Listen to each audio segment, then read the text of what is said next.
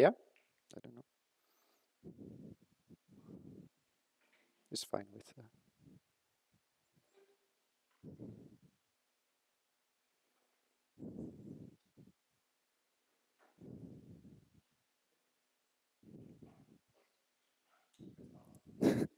Okay, thank you. So let me start by thanking the organizers for putting together a nice workshop and also for giving me the opportunity to give a talk.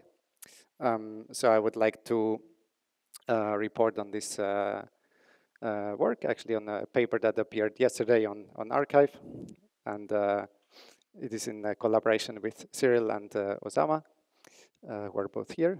And as you can see from the title, what is sort of the purpose of the talk and of the paper is to study one-form symmetries, or generally higher form symmetries, in the context of the 3D A model for n equal to 2 supersymmetric theories.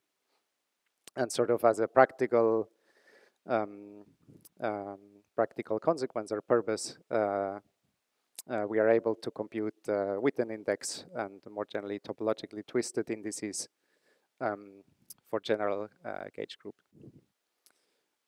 So let me give you a quick overview of what I'm going to be talking about. So we study three-dimensional n equal to 2 supersymmetric Chern-Simons matter theories that contain a one-form symmetry. And we study this theory in this A model formalism. We particularly focus on the geometry of a Riemann surface of genus G times some circle. The one-form symmetry is implemented by topological operators. And in the 3D A model, we can compute expectation values of these line operators, and they turn out to become sums over the supersymmetric ground states, which in this setup are the so-called Bethe vacua. We're particularly interested in the effect of Toft anomalies and how the anomalies in the 3D theory manifest themselves in the vacuum structure of the effective 2D theory.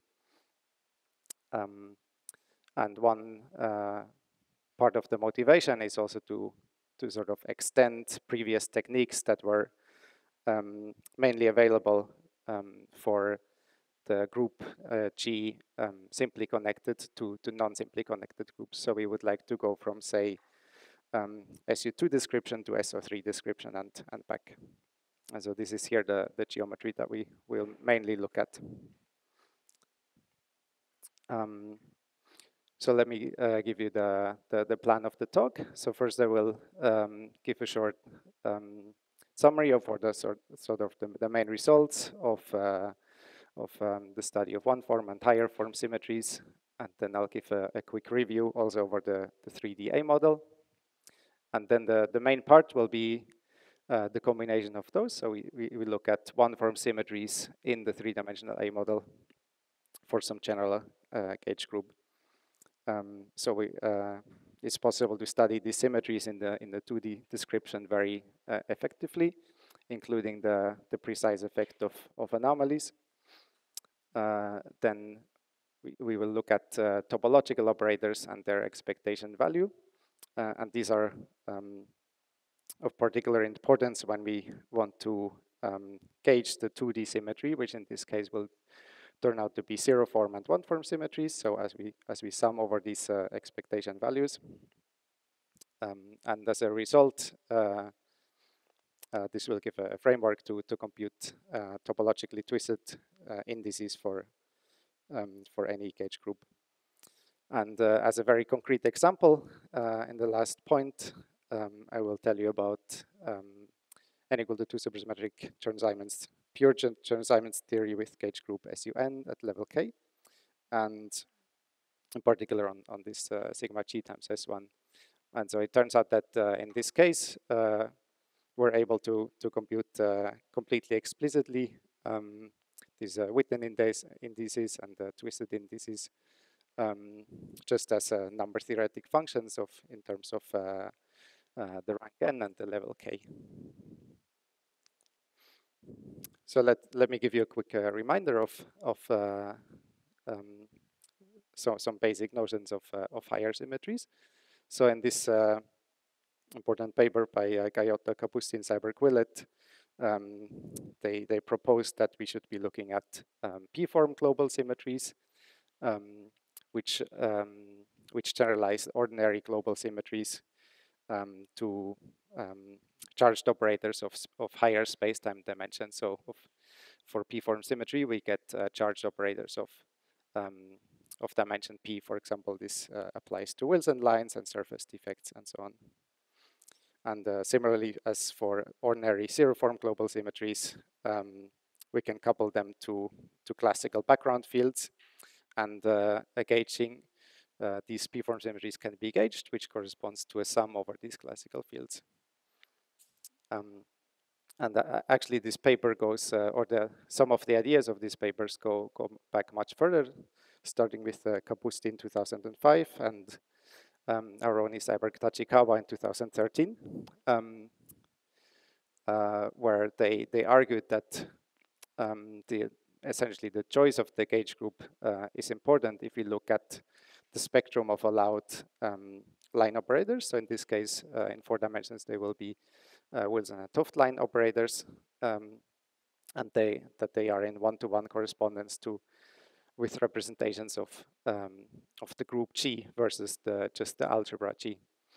And so this point that they put forward is that we should be really considering group G as a quotient of its simply connected cover, which I denote by G tilde, by a subgroup of the center symmetry. And this center symmetry you can understand as a electric one-form symmetry. And so, for example, they have been able to provide quite a nice structure of various theories with gauge algebra SUN, but different global forms. And you can the global forms you can label by this SUN, quotient by ZT, where D is a divisor of N. And you can further elaborate on that by including a theta angle, which has an interesting interplay with these types of subgroups. And as a crucial point, they also noted that, of course, if you say the local dynamics only depends essentially on the Lie algebra versus the Lie group. So if you have correlation functions of local operators, they're not sensitive to the global structure of the gauge group. But this is only true on, say, R4. But for example, if we have some circle in our geometry, we can wrap lines around that circle. And then if we study the theory on M3 rather, they become local operators. So this has an effect also on the local physics.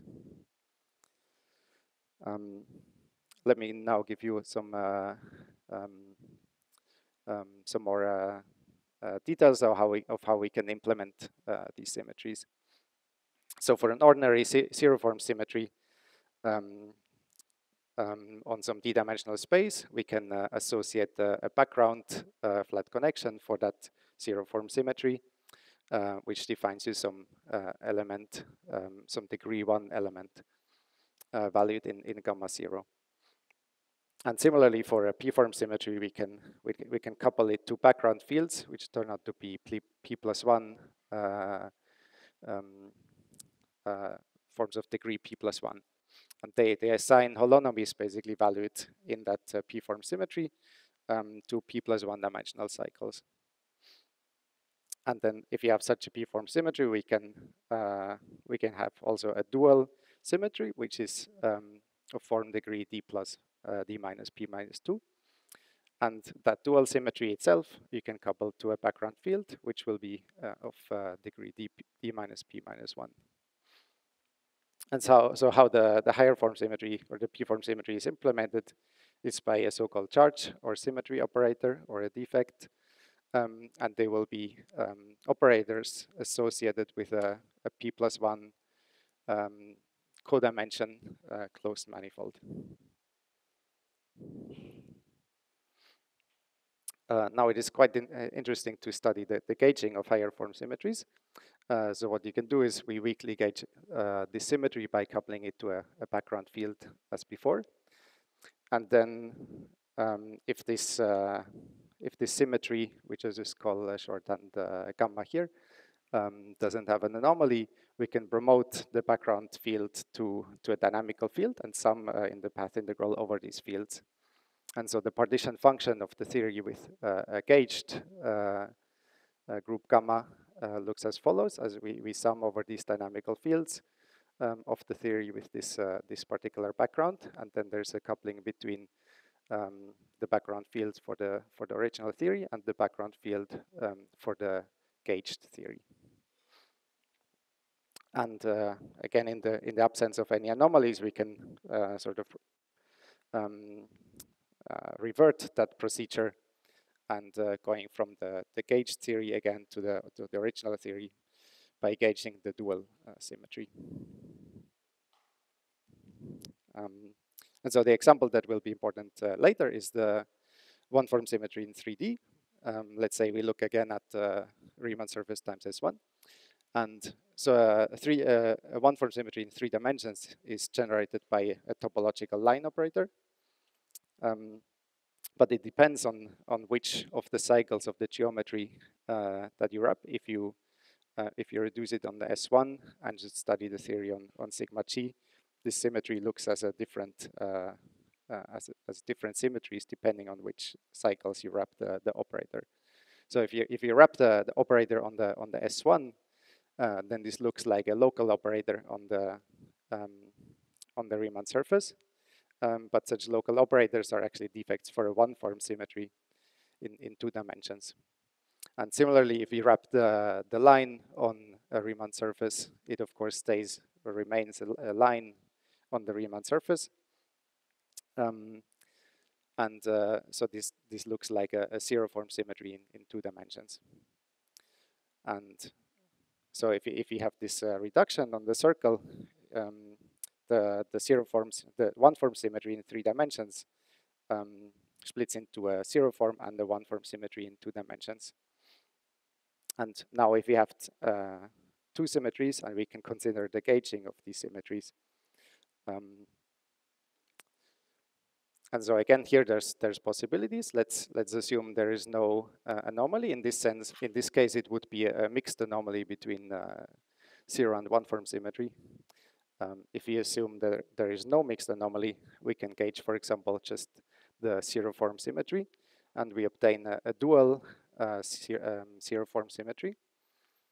But if we gauge a one-form symmetry in 2 dimensions, it turns out that there will be a dual minus one-form symmetry. I will talk about this a bit later. And again, in the absence of an anomaly, this diagram here commutes, so it can go either first in this direction or it can go in this direction. And we obtain a theory that has a gauged zero-form symmetry and a gauged minus one-form symmetry. And then again, there's the case where there is a mixed Tovd anomaly between 0 and one-form symmetry. And how that expresses itself is that if we gauge one symmetry, the theory loses the other symmetry. And so you can imagine that this diagram truncates in the middle, and there is no bottom component. Sorry? In this case, it would be abelian. Yes, we start with the one-form symmetry. Yes, should have.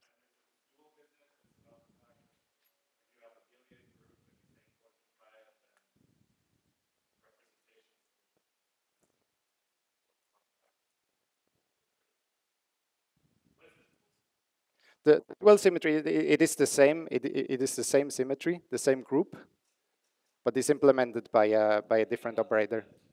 But, yeah. Okay. Yes. Thanks.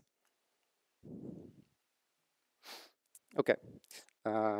So let me give you a brief review also over the 3DA model, which is what I'm going to study more detail later.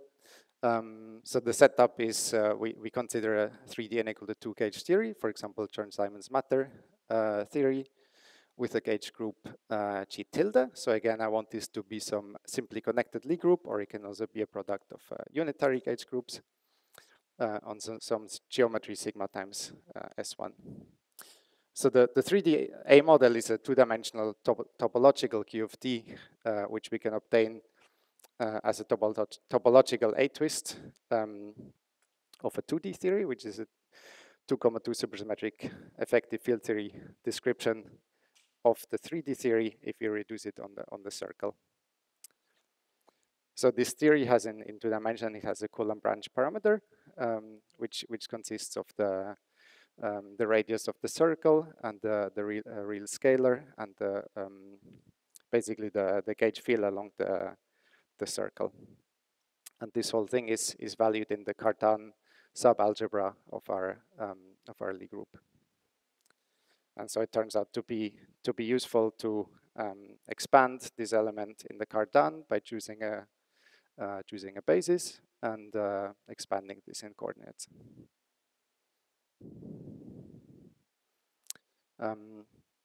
So let us consider this theory now on this geometry sigma times S1, and this 2D description is controlled, or the dynamics is controlled essentially by two important functions. One is this effective twisted superpotential. It receives some contribution from Chern-Simons term and also some from Carroll multiplets. There's some explicit expressions which which I won't go into.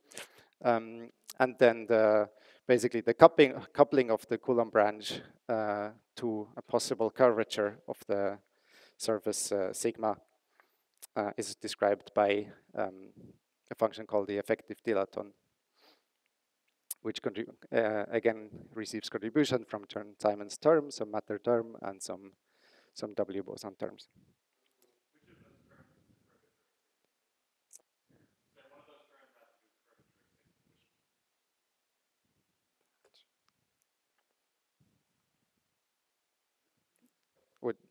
Sorry?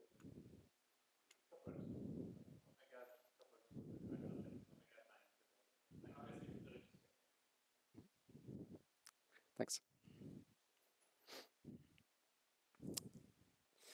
So one reason why this formulation is interesting is because it allows us quite effectively to compute Witten indices and topologically twisted indices for any 3D n equal to 2 theory as a trace over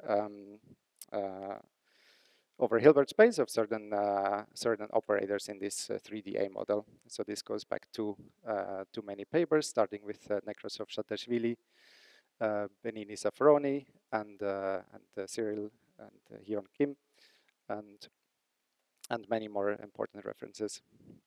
And so one of the main players here is this function called the gauge flux operator, and it is obtained as exponential of a derivative of this effective twisted superpotential.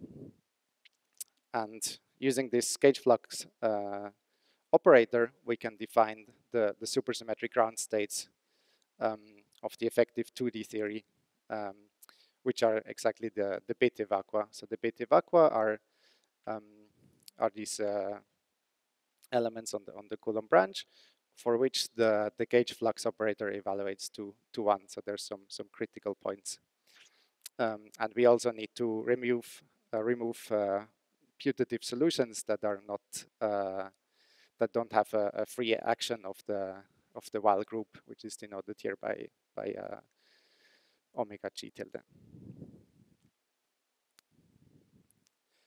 And one important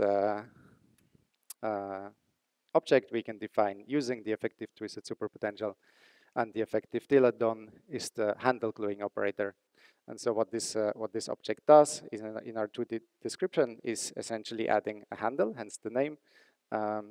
So it increases the genus of our surface by 1. And now this allows us to study effectively the Witten index or twisted index as a trace over the Hilbert space of the theory compactified on sigma g. So we have this sigma g times S1 with a topological A twist. So this is really a Witten index. But In the A model formalism, this can be written very nicely as a sum over the S1 Hilbert space. So the S1 Hilbert space is exactly spanned by vectors which are in one-to-one correspondence with the Bethe vacua.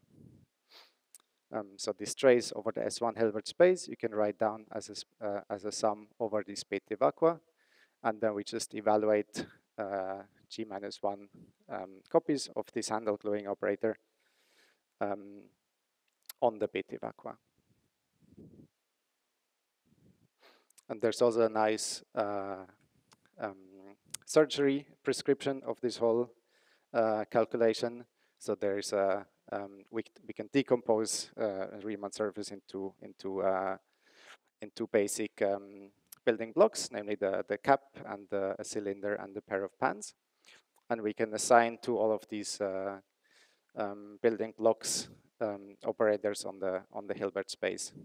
So you can see, for example, if we glue together two pair of pans, this forms part of a handle, and so this pair of pans will be formally assigned a square root of the Handel gluing operator.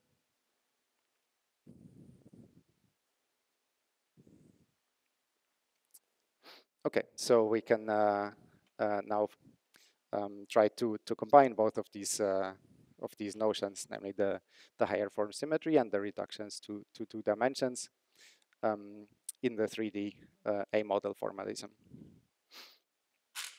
So let me now label the S1 circle by this A here, because we could, for example, have sigma being a torus, so it has itself S1 factors, or even just a Riemann surface of genus G has many S1 factors. But we consider such a theory which has electric one-form symmetry in 3 dimensions.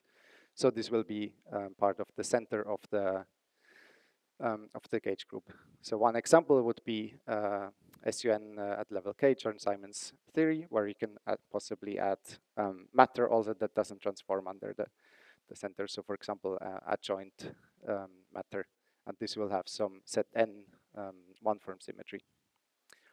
So in 3 dimensions, the objects that are charged under this one-form symmetry are topological lines. So for example, Wilson lines. And again, we can play the same game. We look at how this one-form symmetry in 3 dimensions manifests itself as a one-form symmetry and a zero-form symmetry. So the one-form symmetry, let's say, let's call an element of gamma 1 by small gamma.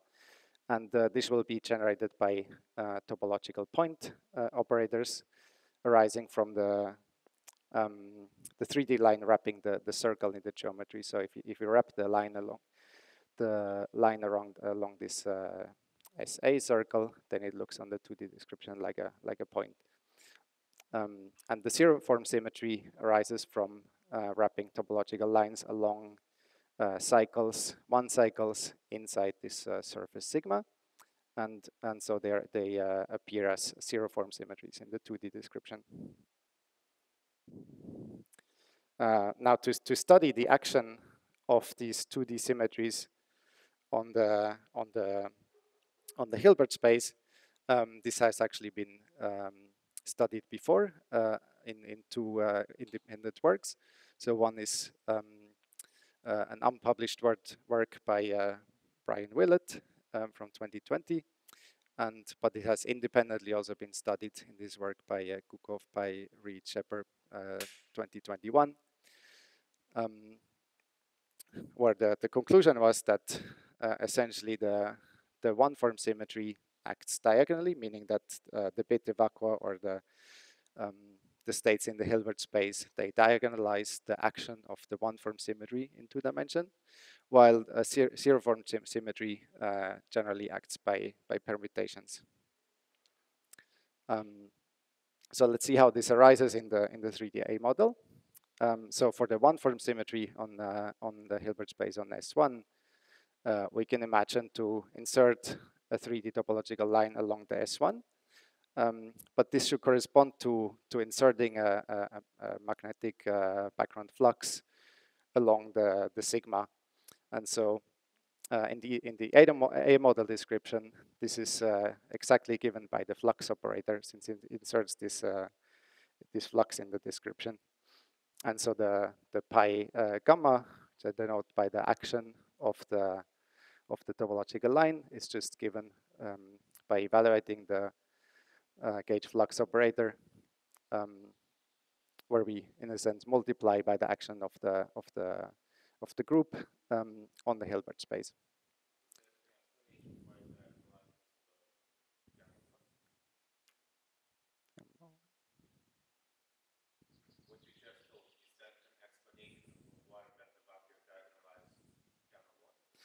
I mean, it is some proposal that is it is a natural action. I mean I guess this has to do also with the fact that we associate the bit vacua to a basis on the Hilbert space. You could, I guess, you could consider other bases also.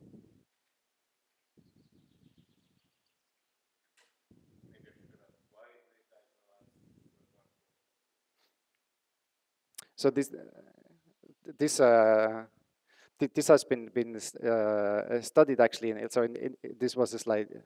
It's the same context, but it has been studied in the language of commutative Frobenius algebras.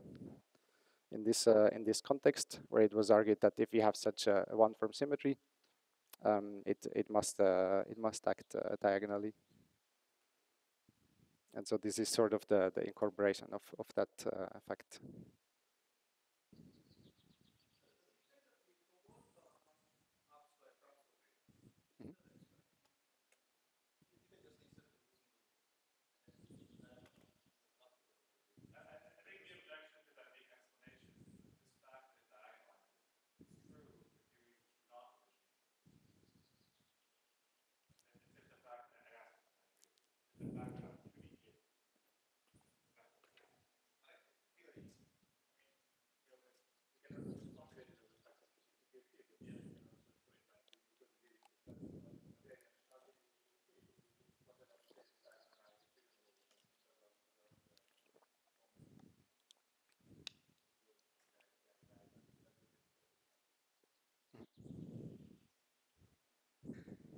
Okay. So yeah, let me also remark that such a one-form symmetry in 2D always comes with sort of a canonical decomposition. So there's this notion of decomposition of theories, which goes back to many works, in particular Eric Sharp, that we can if you have such a symmetry, this gives some decomposition of the, in this case, of the Hilbert space. So we can write the in this case the bit vacua as the states of the set of bit vacua as some direct sum, which are labeled by characters, and so the characters are just the ones on which the gauge flux operator evaluates on the bit vacua. Now, for the action of the zero form symmetry on H on the Hilbert space on S1, let me argue that this corresponds to some permutation, and so we can look at the exponentiated Coulomb branch parameters, and they can be seen as complexified holonomies along the S1, and then if you start with some Wilson loop in some representation of our gauge group, this will be represented in the AD model by such a sum over weights of the representation. And if we now consider a topological line operator wrapping this curly C, which will always be part of the sigma, or in this case, part of the cylinder, this acts on these Wilson lines that we wrap on the S1 circle as a center symmetry, and so it sort of shifts the holonomy exactly by this charge here. And so in this sense, if you have any such topological line operators which you wrap on the sigma part of the geometry, this must act as a permutation of the Bethe vacua. And so this gives us a nice sort of way to again decompose our Bethe vacua into an orbit structure. So you can imagine you start with one Bethe vacuum, and you apply these operators, and at some point you will have to go back because for the theories we study the number of Bethe vacua is finite, and so this partitions the space of or the Hilbert space into these orbits. And these orbits you can study, for example, for the SUN theory in a lot of detail. And finally, we can also, again, looking at sigma the cylinder, so some R times S1.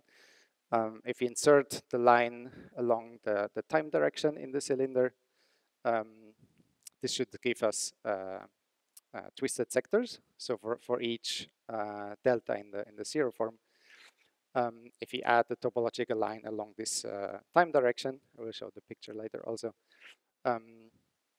this corresponds to twisted sectors. So in this way, you can define twisted sector ground states or twisted sector Hilbert space by using this shorthand here for Bethe vacua that satisfy this shift up to some element in the Weil group. And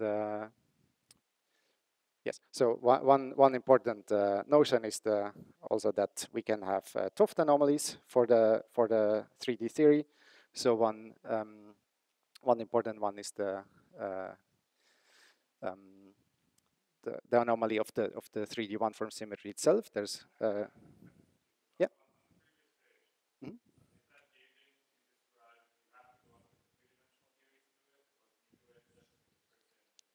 The gauging.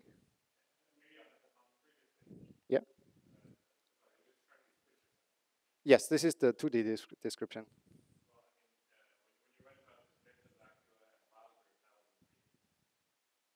The Bethe vacua, the 2D.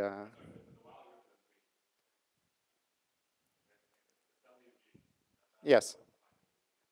Well, yeah, that is the gauge group is started in 3 dimensions. Yes.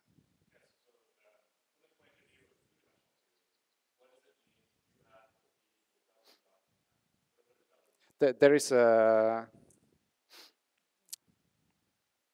the use they live in the Cardan of the gauge group of the 3D theory, and so there is there's a notion of the root lattice and the magnetic weight lattice and so on. So these operate in these lattices.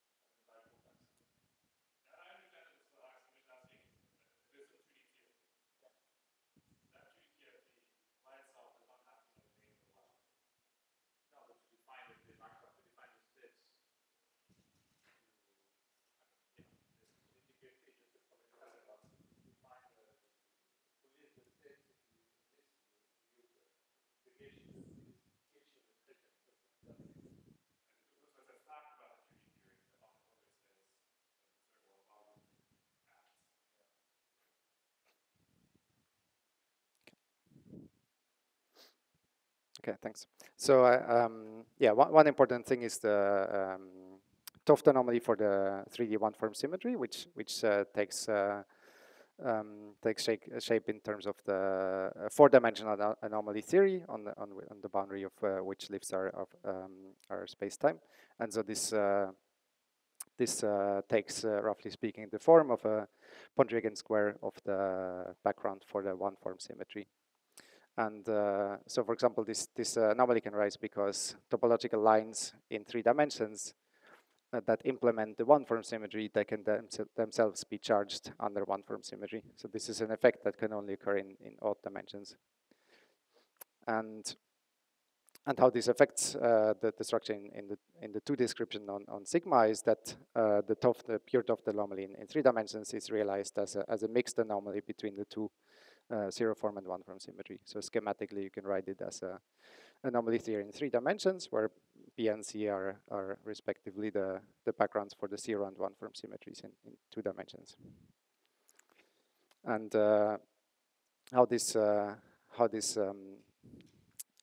acts in the 2D description more precisely is that are operators that are implementing these 0 and 1 form symmetries. So the pi gamma implements the 1 form symmetry and the u gamma implements the 0 form symmetry. You can view them as non-commutative operators on the Hilbert space. And so using our definitions of the action of the 0 and the 1 form symmetry, you can find an expression of this anomaly factor, which is just this exponentiated term here in terms merely of the effective twisted superpotential W. So this is just some shifted derivative, and it turns out that this doesn't depend on U in the end, but what it just depends on is the parameters that we start with. So for example, for SUN, this just depends on the rank and the level of the group. And what we find is that this Toft anomaly or mixed Toft anomaly gives us an important way to characterize the vacuum structure. So for this, we can define a homomorphism from gamma 0 to the Pondriagan dual of gamma 1, which is just defined in terms of this anomaly factor from before.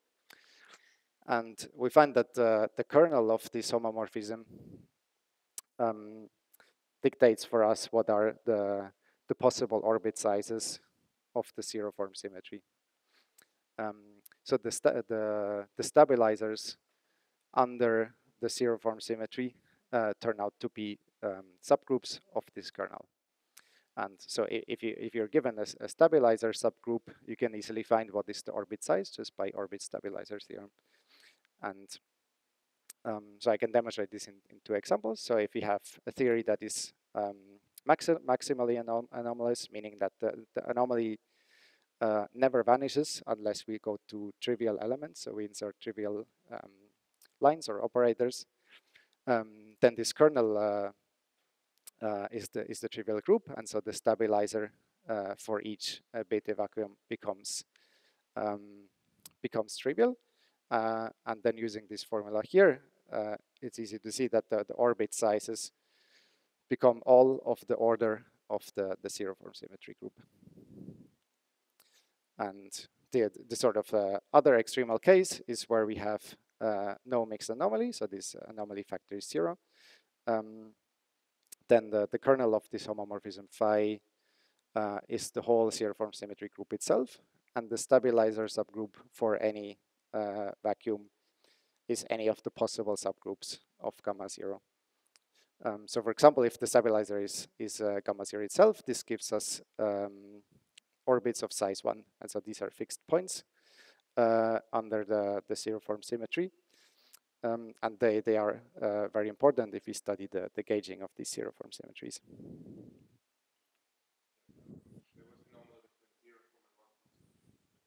Yes, this is the mixed anomaly between 0 and 1. Yes.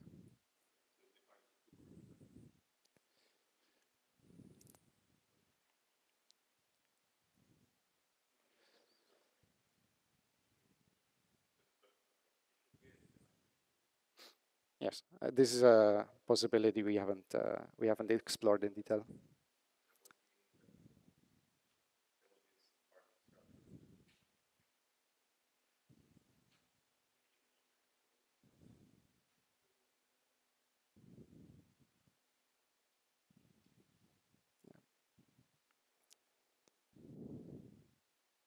Okay, so yeah, maybe need to speed up a little bit, but yeah, as I said, the gauging of p-form symmetries is obtained by summing over insertions of these topological operators.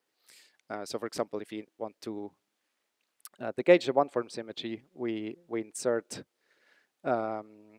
these topological lines. Say, for example, for the one form, we just insert it on the S1, so there's a single insertion, and this expresses itself on this sum over the Hilbert space as just this insertion of the flux operator.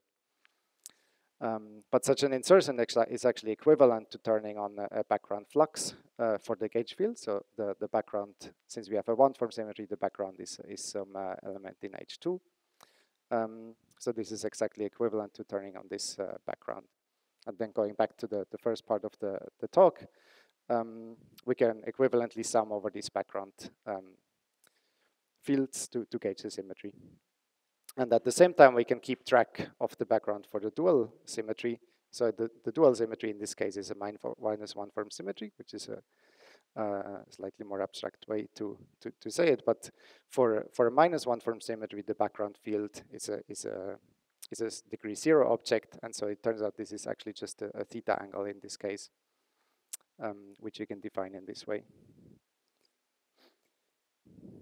And now summing over these background gauge fields or the insertions, you get to in the following way. So we just sum over these insertions where we sum over H2, which equivalent you can write as a sum actually over the one form symmetry with the insertion of the flux operator. But this turns, because of orthogonality of these characters, this turns out to be just a projection map onto the beta vacua where we fix this character to be the character defined by the theta angle. So this would be the trivial character if we turn off the theta angle. And so quite importantly, we can write this as a trace over a different Hilbert space, which will be the Hilbert space of the theory where we gauged the one-form symmetry.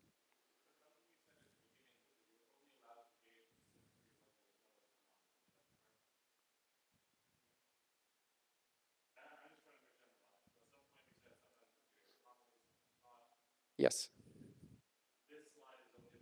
Wait, you can gauge the one-form symmetry, but you can't gauge both if they have a mixed anomaly. Yeah, thanks.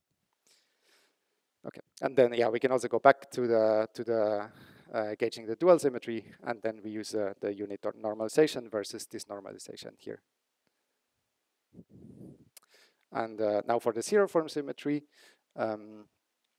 we can insert all these all topological lines. So there's for a Riemann surface of genus G, these are just 2G insertions, which we can label themselves by 2G group elements gamma I. And you can again assign this Hilbert space operations to the surgery prescription. So you can insert lines along this direction of the cylinder or this direction of the cylinder. This will project you to the twisted sector, and this gives you a way to calculate the insertion of the zero-form symmetry operators. So, for example, for T2, the two torus, we just have two circles to insert these operators. So there's we can consider a spatial direction and the Euclidean time. So in this case, this would be some which you can see in this picture here. And it turns out that if you sum or if you consider the insertion of both of these operators, actually it counts you fixed points under both gamma and delta. So this notation is just the intersection of all these beta vacua that simultaneously are fixed under both elements. And you can continue this story and do it for arbitrary genus. So you can insert 2G lines as before, and this will project you to the beta vacua, which are simultaneously fixed by all 2G elements of the action, and we evaluate again the handle gluing operator corresponding to the Riemann surface. Now, gauging this zero form symmetry just involves summing over all these insertions, over all the possible insertions, and it can be done by summing over gauge fields for the zero form symmetries, which are valued in H1, and so this is just the insertion with this gauge field, but actually you can just write it as a sum over all the possible lines in the Riemann surface. But for each of these lines, we take the only the sum over the beta vacua that are fixed. And with some massaging, you can change this this presentation a bit and write it in terms of orbits. So here we look at the beta vacua modulo the action of the zero form symmetry. So these are just orbits, and we can write it in this new in this way. But this turns out to be exactly the result that has been found just from the purely 2D TQFT perspective. And if we now insert 0 and 1 form symmetry, all possible 0 and 1 form symmetry operators, and now we have to assume that there's no mixed anomaly, then this computes for us the this partition function on sigma g times S1, where we gauge the full 3D 1 form symmetry. And so again, we can write this as the one insertion of the flux operator along the, or the one form symmetry operator along the S1, and then we have two G insertions along the Riemann surface. And again, with this normalization, we can write it as a trace of a new Hilbert space, and that Hilbert space is the Hilbert space of the 2D theory that where we gauge the whole group, so the 0 and 1 form symmetry group. And then yeah, you can write and so this Handel-Gluing operator becomes slightly different. So it essentially receives a new normalization where we need to divide by the order of the orbits. And so this fully gauged Hilbert space is spanned by new elements, which we label by orbits, and then also these twisted sectors. So I have not too much time left, but I can give you some explicit expressions for just pure SUN level K gauge Chern-Simons theory. So no matter here. And the approach that we want to take is just say we have this theory. It depends on parameters n and k. And depending on the values of these numbers, we can get quite different situations. So this theory has a set n one form symmetry in 3 dimensions. So we could consider any discrete gauging of SUN by set R, where the possible subgroups are just labeled by divisors of n. In 2 dimensions, this descends to set then 0 form and set then 1 form symmetries. And then what we need to figure out is what are the beta vacua of these theories for general n and k. So the Coulomb branch description is as follows. It turns out to be convenient actually to start with n variables, so like looking at un and then impose the tracelessness condition like this one here by hand. And then maybe the details are not too important, but this is the form of the beta equations. And then we have sort of by hand need to insert some Lagrange multiplier that fixes for us the tracelessness condition. And it turns out you can write all these beta vacua in these forms where, so they're just labeled by integers, so this LA and then the curly L. So you can equivalently write solutions just as a vector of these integers, which run from 1 to k minus 1 and from 1 to n or from 0 to k minus 1 and here from 0 to n minus 1.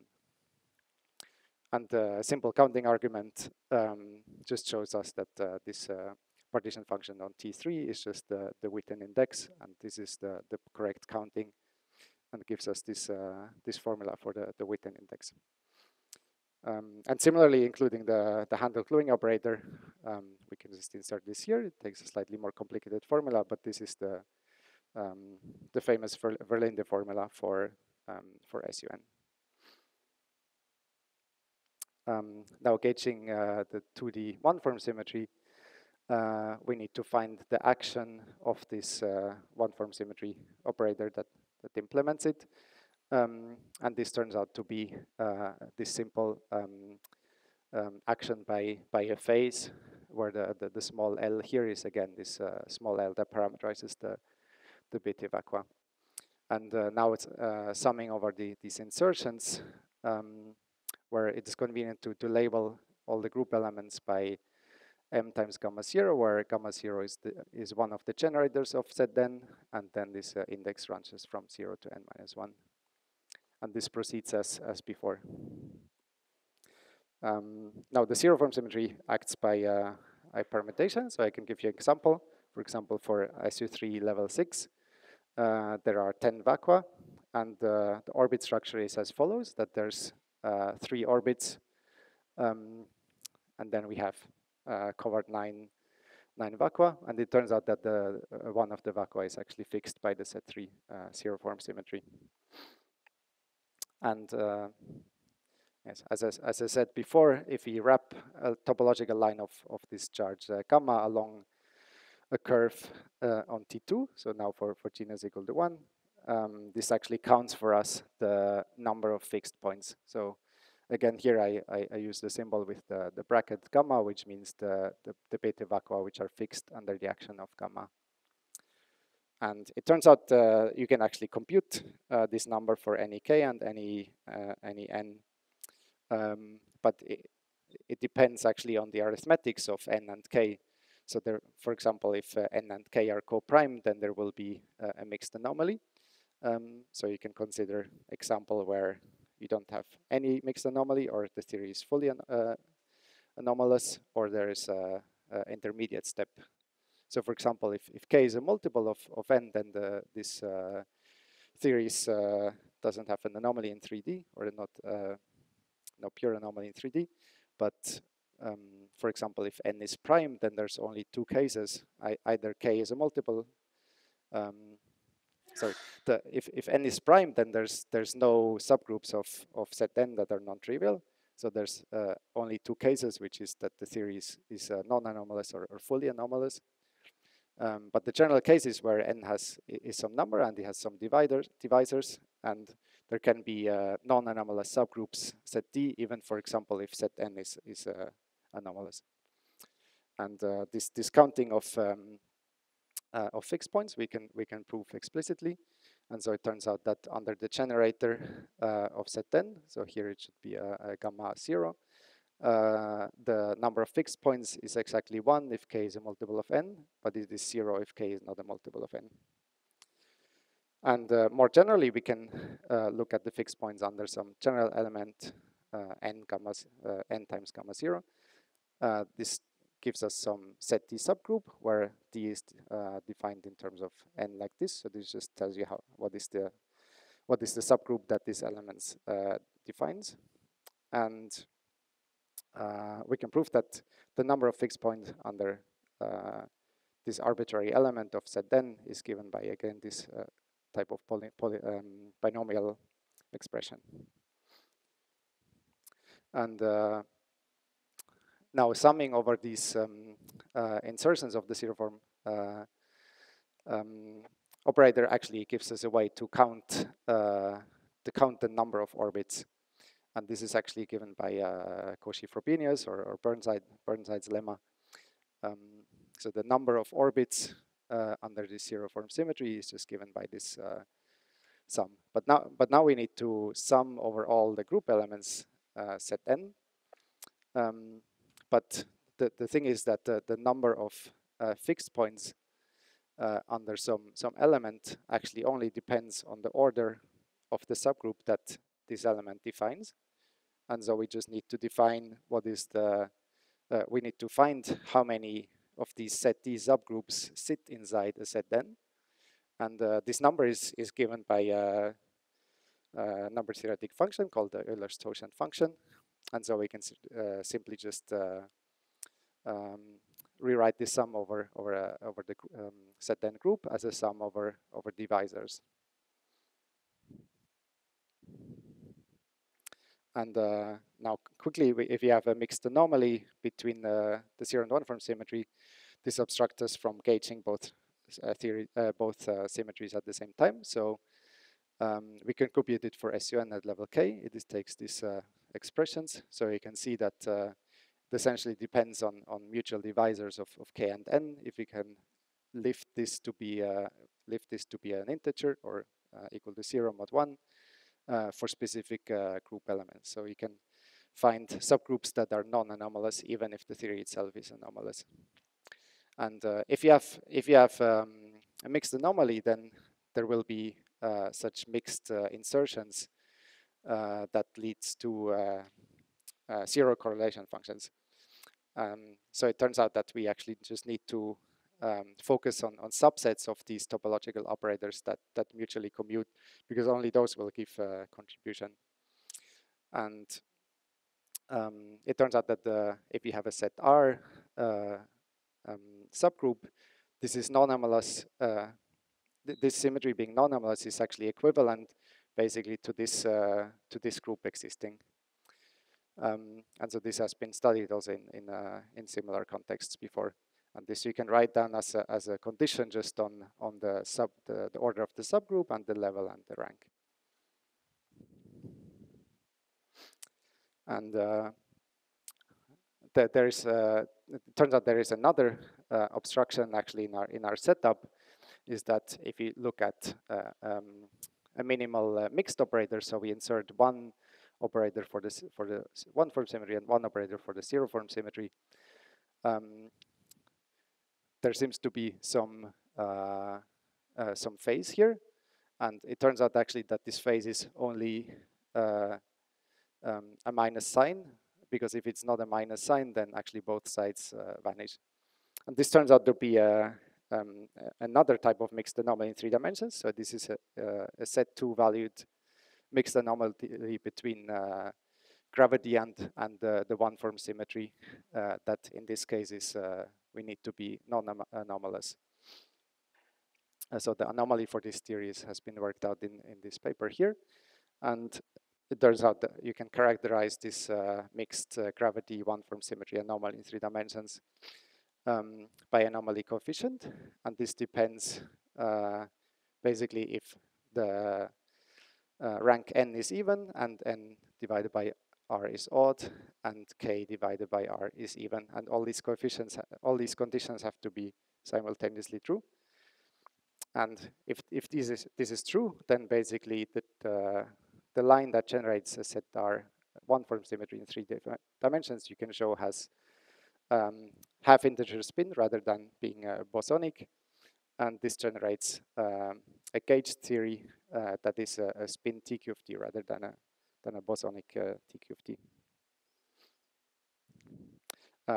Now this precise form actually allows us to compute, say, first the Witten index. So for example, again, if set n is with n prime, this is very easy to study. If k, the Chern-Simons level is a multiple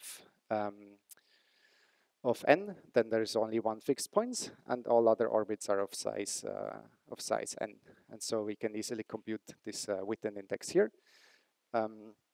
It turns out that this is not very easy to see that this should define an integer. So this is an integer here, but it's not a priori clear why, if you have this binomial coefficient and subtract 1, we need to be able, it is possible to divide twice by this factor n. But it turns out to be true for n prime, that we can write these coefficients in this way, so that we can divide by n squared. And so this goes back to a bunch of work from more than 200 years ago. So where people looked at these congruences of binomial coefficients, essentially in the study of looking for prime numbers. So if you set k equal to 2n, then it has been shown in 1819 that these numbers are integers. You can slightly refine it by excluding n equal to 3 a prime number. This has been done by Wolstenholme in 1862. But importantly, there's a congruence due to Gleiser from 1900 that shows that these are actually integers. So we can really divide by this n square, and this gives us the within index of the PSUN theory. So by PSUN, I just mean the fully gauged Zn in SUN.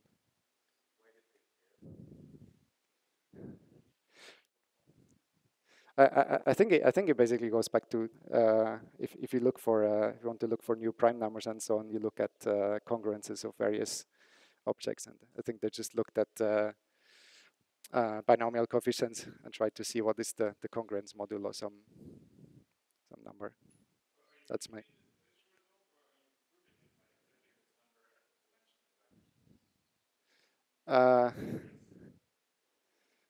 It's maybe up to interpretation. I would say is a good check of our normalization proposal. But here I'm using this result by Gleicher, which is saying that these are integers, and then of course this is an integer. Yes, yes. It has to be an integer because we write it as a trace over the case Hilbert space.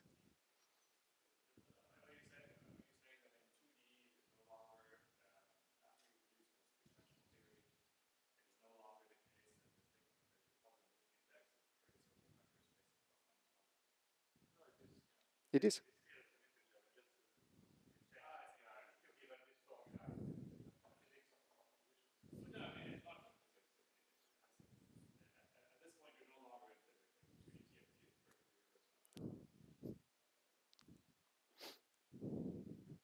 Okay.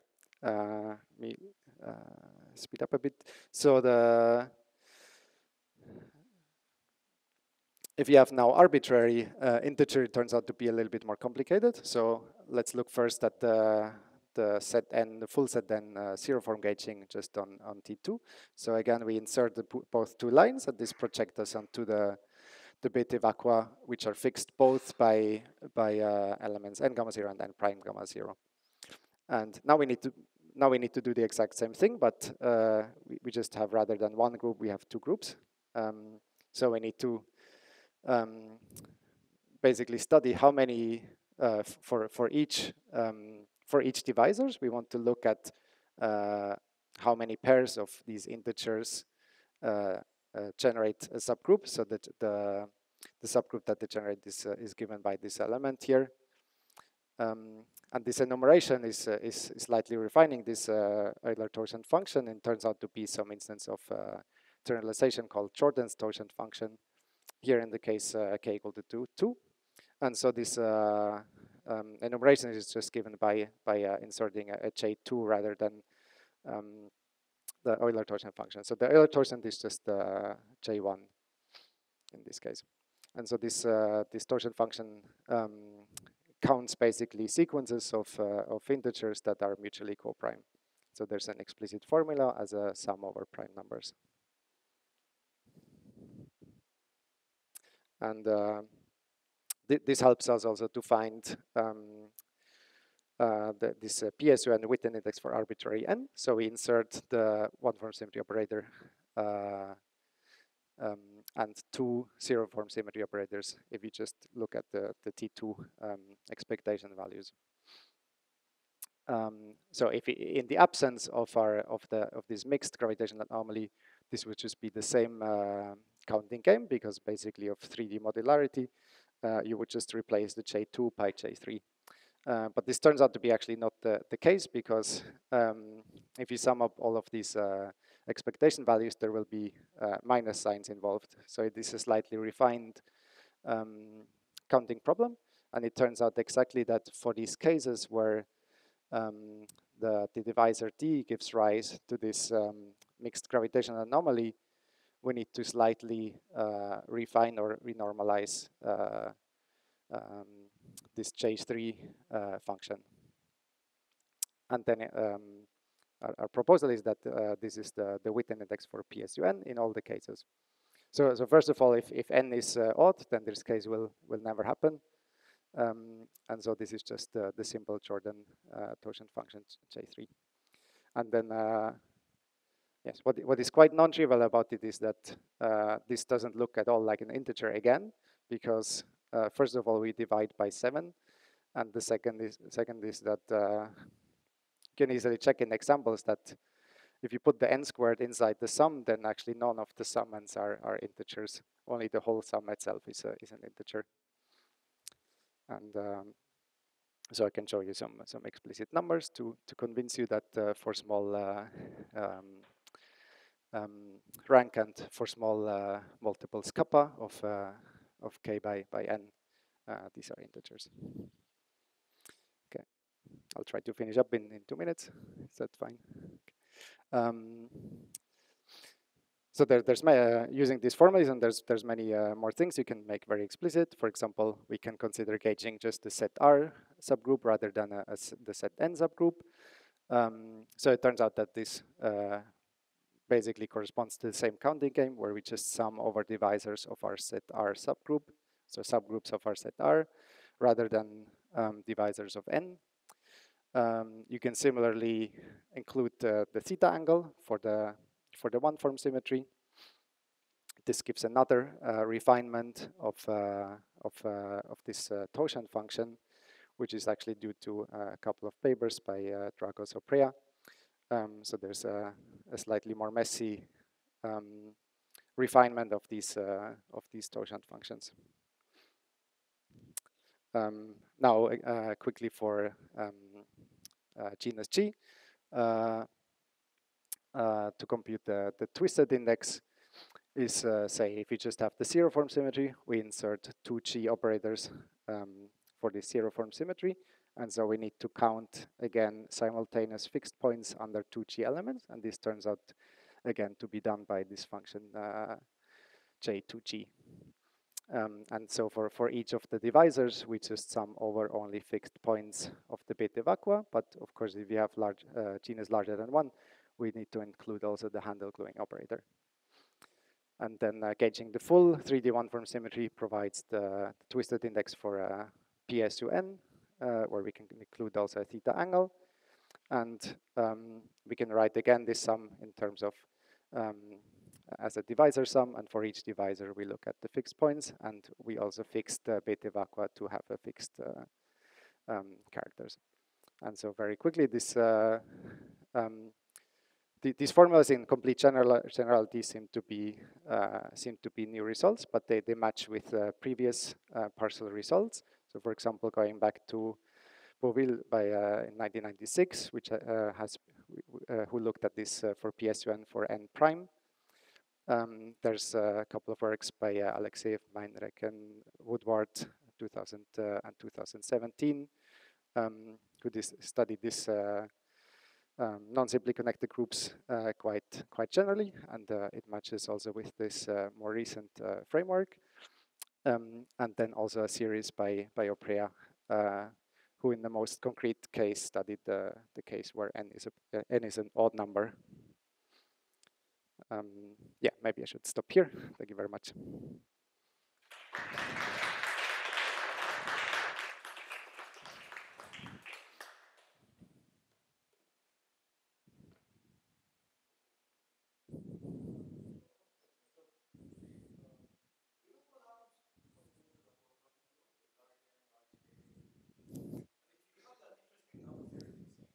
Yes.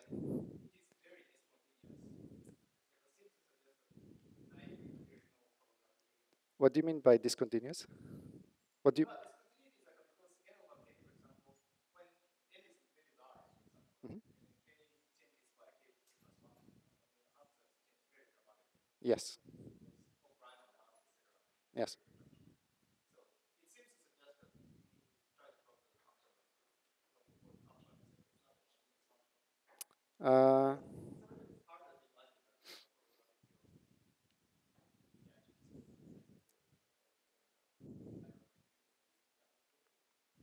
Uh, no, it's fine. Yes, I mean, one of the points is that this function is very simple to compute. So we check that this is an integer for k and n up to 100,000.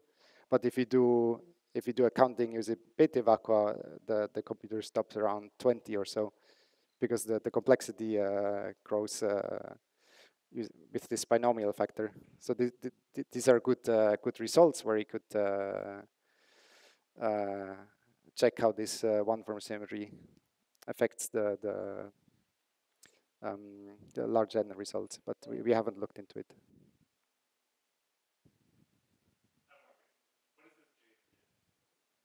J to the, this one? This is the definition.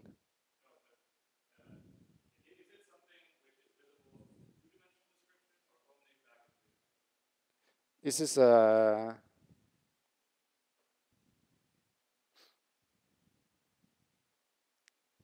mean, it is a counting of numbers that arises from inserting lines along all possible cycles in the 3D geometry.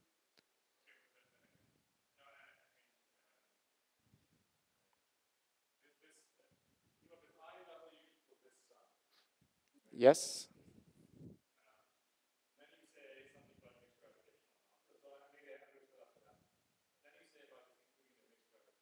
Mhm.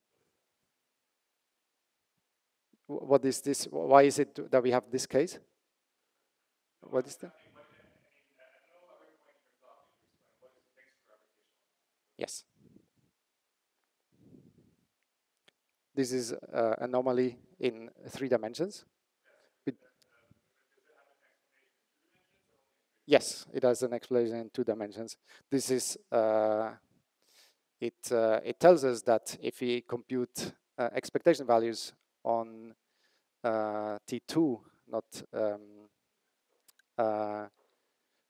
there is a modular anomaly because if we have genus G equal to 1, we have 3 circles, and we can imagine we insert lines along all of the 3 circles, but we should be free to choose which of the 3 circles we choose. But it turns out to be not the case. If we pick one or the other, we get a different result, and the results changes. The results differ by a -1 in some cases, and it turns out that this -1, it turns out that this is not a phase. Even if k is not a multiple of n, this is always a -1 or +1, and the -1 or +1 turns out to be exactly equivalent to these conditions. This J3 is incorporating this sign. So you can imagine that you insert another line, then we have the full insertion. We can sum over them, and what the sum does is we sum over. So here we just have the insertion of the 0 form, which counts as fixed points. So this is a positive integer. But it turns out that using this equation, we can show that this is an integer, but it can be negative also. And so what we do is we sum over all these integers, but in some cases we have plus signs, and in some cases we have minus signs. And we can count how many more plus signs there are than minus signs. And this is the origin of the 7. So essentially for every 4 plus signs, there's 3 minus signs, and then that's why if you take the difference, there's a factor of 7.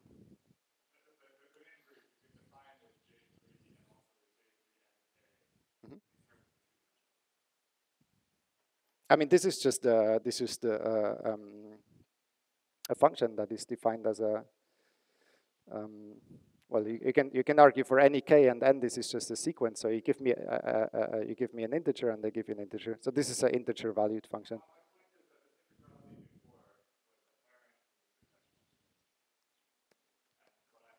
Yes.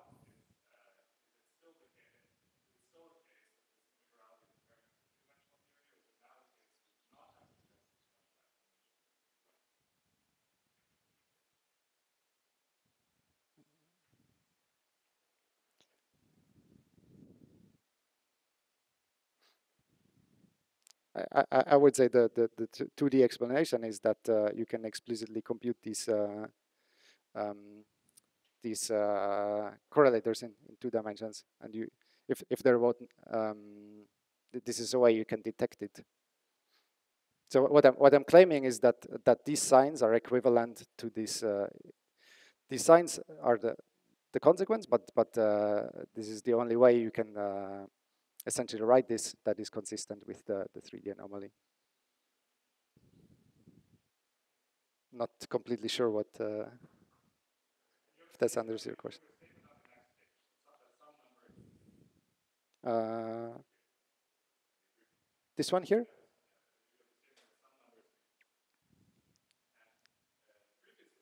Mhm.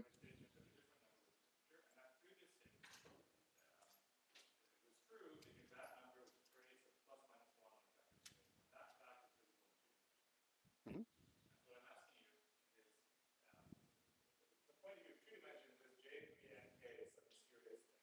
Yes.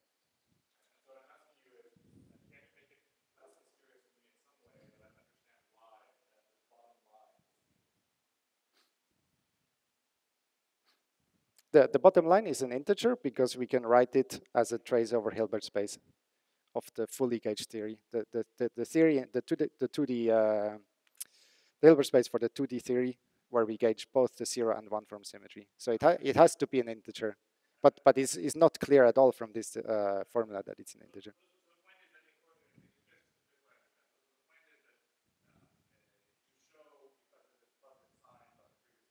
Mhm. Yeah. It doesn't cancel it, it accounts for it. So maybe I should. Uh, so this sum is what we have to compute. We compute all insertions along all 3 cycles, and we, so using 3D, if we had full 3D modularity, we could just collapse it to essentially one of the cycles, and then we just get the GCD of m and n and n prime, and then we can enumerate it using just J3.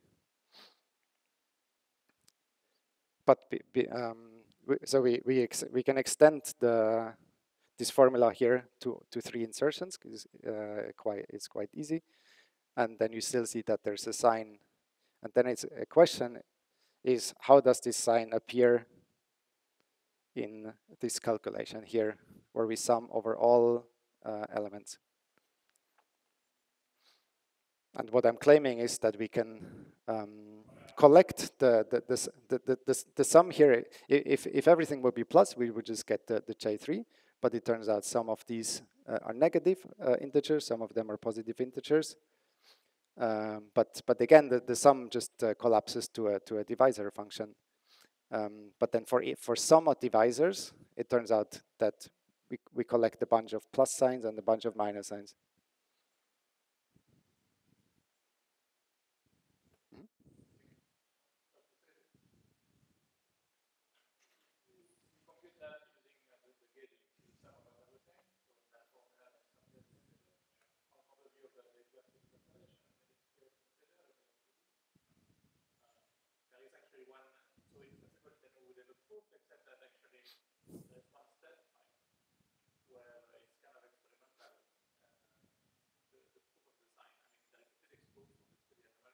Mhm. Ah, you mean this one?